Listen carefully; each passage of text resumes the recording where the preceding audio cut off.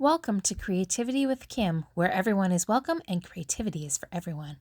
Today we're going to be making a Slimline card and we're going to be playing with two different stamp sets. So we're going to be using the November stamp of the month called Created to Shine, and we had previously I'd cut apart some of the lights. So I'm going to show you how you can put them back together after you've done stamp surgery. And so I'm just lining them up on my block here, and it's like a puzzle. You just put them back together side by side, and those pieces fit perfectly back together, and then you can stamp with them. And it'll turn out looking exactly the same. Now, I love our acrylic stamp sets. You can bend them and adjust them, so if you wanted, you could put the little string from the light to the side. So that's the great thing about them, is they're very much versatile. So I'm using the trees from the Holiday Special stamp set, and I was just showing you that that set of trees doesn't fit very well on a 2 by 3.5 block, so I used the 2 by 6.5. And then I put the Merry and Bright from that stamp set as well on a 3 by 3, and then the little light fill-ins from the Stamp of the Month set, Created to Shine, I put on some 1 by 1 blocks.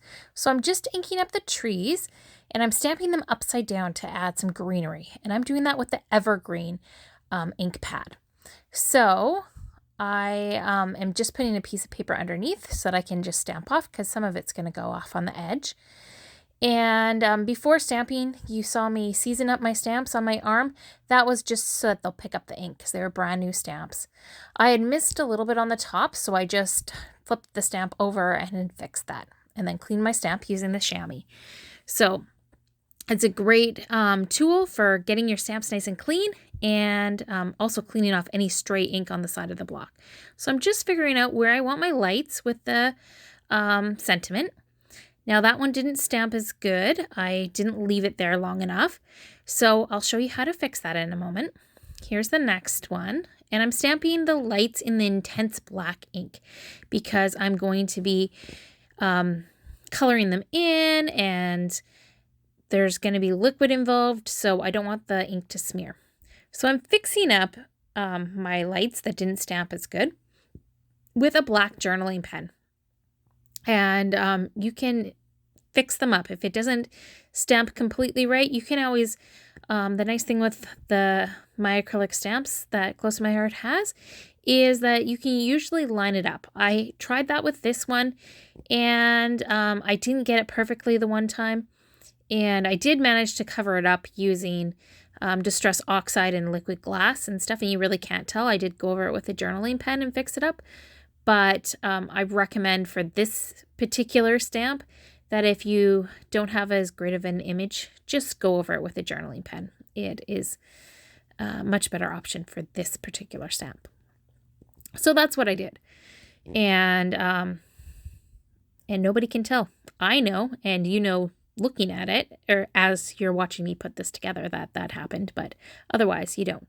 So I'm just figuring out, again, placement of my sentiment, and I'm going to color in the little lights. So I'm just using, there was an oval and a circle stamp that's kind of like a fingerprint stamp, and it's for the centers of those. I use the Scarlet ink, and then I'm also going to use the Evergreen ink that I used for the trees, but I'm doing it in second generation. So I'm stamping it off once onto the scratch piece of paper, and then stamping it onto those lights, so that we have some contrast between the two different colors. So I like that. And then what I'm going to do is I'm going to use my embossing buddy and just, it's an anti-static pouch, and that helps prevent any stray embossing powder. So I'm inked up my stamp set with the Versamark and stamped that down. And Versamark is great for embossing, or if you want to use it on colored cardstock, it gives you a water print like look. So I've got my gold, Ranger Gold embossing powder, and I just wiped off with my finger a couple little stray pieces that were there still. You can always use a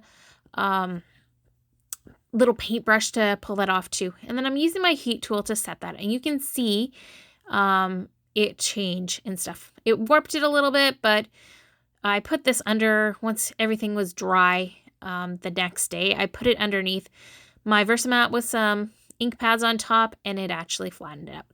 So I'm using my clear shimmer brush and adding a little bit of shimmer to all of those lights.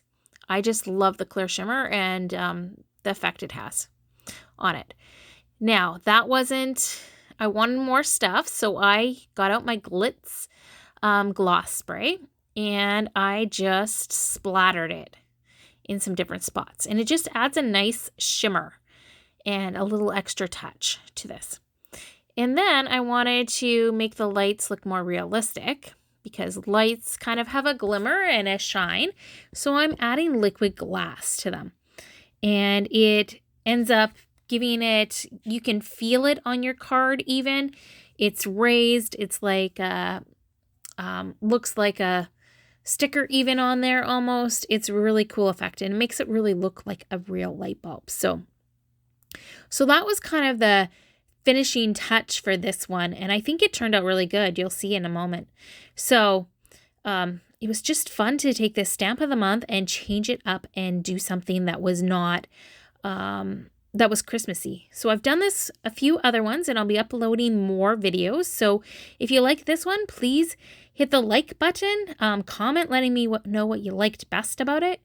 And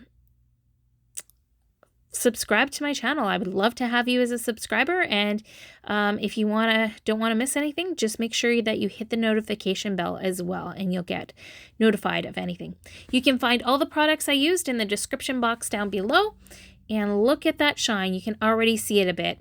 It's sparkly and shiny. It's really cool.